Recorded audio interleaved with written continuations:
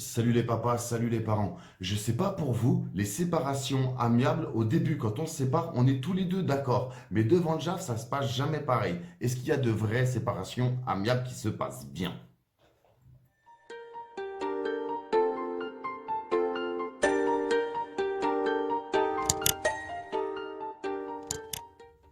Salut les papas, salut les parents. Aujourd'hui, on se rejoint avec Jean. Bonjour à tous. Jean. Oui, bonjour. Je l'appelle Jean parce que sur la première vidéo, il m'avait pas dit que j'étais en train de décorcher son nom de famille. Cette fois-ci, j'arrête, j'apprends. On va se contenter. Bonsoir les papas, aujourd'hui on se rejoint, on est chez SOS Papa, Jean Latuzo, président des SOS Papa, nous accueille ce soir.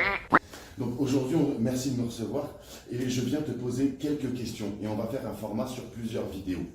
Ma première question, quand on voit sur ma chaîne et l'association, on se dit toutes les séparations, elles se passent mal. Est-ce qu'on a des chiffres précis sur, en tout cas des chiffres pour nous orienter sur comment se passent les séparations? Est-ce qu'il y a des séparations amiables qui se passent bien?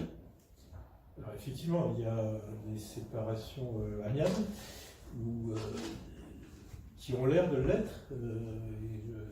Je vais développer cette nuance parce qu'elle est très importante et en plus elle est un argument politicien pour s'opposer à nos justes revendications. Alors je vais m'expliquer un petit peu.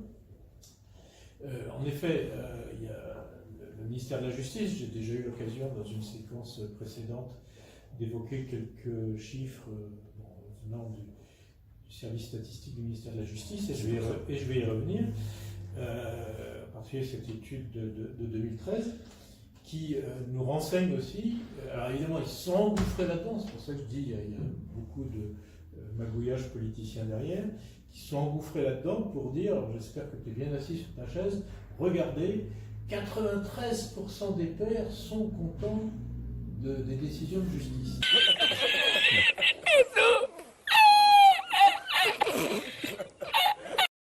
Alors pourquoi disent-ils ça? Et bien parce qu'effectivement, au niveau des chiffres bruts, et je souligne bruts, on trouve que apparemment un gros 80%, en tout cas en matière de garde d'enfants, serait au départ, les parents étaient d'accord. Voilà. Et ils se présentent, 80% se présenteraient devant le juge aux affaires familiales avec un accord sur la garde des enfants. Et nous avons dit à plusieurs reprises, y compris dans la presse, etc., que cette vision est complètement fallacieuse.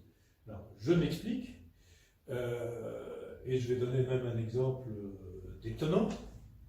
Bon, pourquoi dans une séquence précédente, on a dit, par rapport à cette garde alternée, que les Belges plus intelligemment appellent l'hébergement égalitaire. Je l'utilise maintenant. Voilà. Elle est toujours accordée par les juges quand la mère veut bien, et elle est refusée dans plus de 75% quand la mère s'y oppose. Bon. Dans ces conditions-là, il y a beaucoup de pères qui, très naturellement, s'auto-censurent à la base, puisqu'ils ont plus de 75% de chances de perdre. Hein, et cela au prix de procédures coûteuses, pénibles, etc. C'est 75% c'est ça. Quand un père souhaite l'hébergement égalitaire et que la mère s'y oppose, les juges entérinent le refus de la mère dans plus de 75% des cas. C'est le ministère de la Justice qui le dit. Donc, je sais pas, c'est comme de dire tiens, on va monter dans un avion, mais qu'à 75% de chances de se cracher, on ne monte pas dedans. En fait, c'est très aventureux. On est bien d'accord. C'est un petit peu ça l'idée. Donc, on comprend parfaitement, surtout que tout cela n'est pas gratuit, il y a des frais d'avocat, il y a des complications de procédure, il y a des reports d'audience, des auditions d'enfants, des soi-disant expertises médico-psy. Enfin, cette procédure, tout est fait pour c'est faire peur. une énorme galère. D'accord. Bon, voilà, donc il y a beaucoup de gens qui s'autocensurent. Alors, ça, ce que je décris là, c'est un mécanisme psychologique que n'importe qui peut comprendre, mais encore mieux, en complément de l'étude statistique de 2013 de la chancellerie, ils ont fait ce qu'on appelle dans le marketing une étude qualitative, c'est-à-dire qu'ils ont demandé leur avis aux gens. Bon, Et alors, en particulier, il en ressort, là j'ai le document ici, qu'ils le disent bien eux-mêmes, ils ont d'abord mesuré et dit, bon, dans l'idéal, monsieur ou madame, hein, ils ont aussi demandé au maire, enfin, puisque là on parle des pères, dans l'idéal, monsieur, qu'est-ce que vous auriez souhaité? Attends. Tu exauces les souhaits? 3 pour être précis. Je fais une croix dessus si t'espérais m'en demander plus. Bon, il y a une bonne quantité qui disent la résidence alternée. Puis après, ils demandent à ces gens-là, alors, est-ce que vous l'avez demandé au juge? Eh bien, les 2/3 disent, non pas les 2/3, les 3/4 disent, ah non, je ne l'ai pas demandé. C'est-à-dire que la plupart des papas se contentent de la moitié des vacances scolaires et un week-end sur 2, parce que ça, Oui, sont sûrs de l'avoir. ils sautent, exactement. C'est ça qu'il faut utiliser, c'est des mots concrets que les gens comprennent. Et voilà, c'est tout à fait normal qu'il y ait une autocensure, un abandon dès le départ de recherche de cet hébergement équilibré et égalitaire, parce que c'est vraiment trop galère. D'accord. Alors, pour l'illustrer, pour dire à quel point c'est galère et à quel point tout ce mécanisme est complètement délétère, vicieux, etc., moi j'avais eu effectivement le témoignage avec des pièces, avec une pièce d'un de nos adhérents. C'était juste avant de passer devant le juge pour la première fois, c'était à quelques jours d'eux, donc il était encore possible de faire en effet un accord amiable, puisque c'est l'objet de ta question. Et cet adhérent avait fait faire un constat d'huissier sur un échange de SMS entre lui et madame. Et madame disait, ouvrez les guillemets, bon, je te fais une ultime proposition pour que tout se calme. D'accord pour la garde alternée, mais tu me laisses la maison plus 50 000 euros. On n'oublie pas qu'avec Télémagouille, on en a. Donc voilà ce qui est régulièrement, peut-être pas dans ces proportions-là, mais enfin au moins ça illustre, ce qui est assez souvent, en réalité, un apparent accord amiable. C'est en fait le résultat d'un chantage, qui lui-même a toutes les chances de fonctionner, vu ce taux de rejet qu'on a évoqué au début.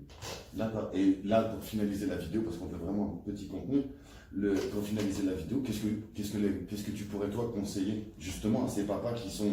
Parce que là aujourd'hui, s'il y a des accords amiables, et qu'au début l'accord amiable il est fait, comment, devant le juge, on l'a vécu tous, on sait bien qu'au début ça se passe bien, on attend le juge, et devant le juge ça se passe jamais comme ça. Déjà tu le vois déjà tu le vois dès que son avocat t'envoie son torchon, là tu le vois.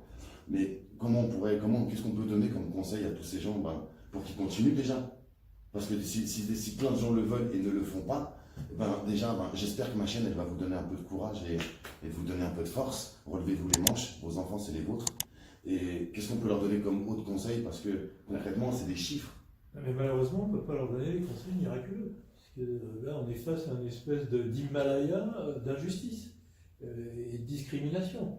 Donc effectivement on peut leur donner comme conseil alors d'abord de prendre un bon avocat, pas de prendre n'importe qui. Sélectionner un conseil, ça c'est sélectionner un conseil. Voilà, parce que bon, en plus on a l'expérience ici, il y a plein de gens qui viennent ici, qui ont déjà un avocat, et ils viennent ici parce qu'ils ont commencé à comprendre qu'il faut qu'ils en changent d'urgence, parce que les pères sont très souvent trahis par leurs avocats. C'est fou, hein. Hier soir on enregistrait le papa qui a fait le témoignage, le disait, d'ailleurs te cite comme association, je t'invite vraiment à aller voir ça. Donc déjà ça c'est... Mais oui, tu vois, les conseils c'est plus des évitements de risques que des solutions miracles. Donc il faut éviter le risque d'être avec un avocat qui va en fait être plutôt un agent double qu'autre chose. Ensuite, il faut être extrêmement zen, ne rentrer dans aucune provocation de madame. Il faut être extrêmement... procédurier. En tout cas, extrêmement appliqué pour bien préparer ses pièces, etc. Avoir bien conscience que l'avocat ne fait pas tout lui-même. Il faut l'accompagner, ça c'est normal, même s'il est bon et fiable, etc. Voilà, c'est une accumulation de conseils de ce type-là. D'accord. D'accord. En tout cas, on va concrétiser cette vidéo. Merci Jean. Faites-vous votre avis. N'hésitez pas à intervenir dans les commentaires. et donnez-nous votre point de vue. Donnez-nous votre point de vue. Merci à tous.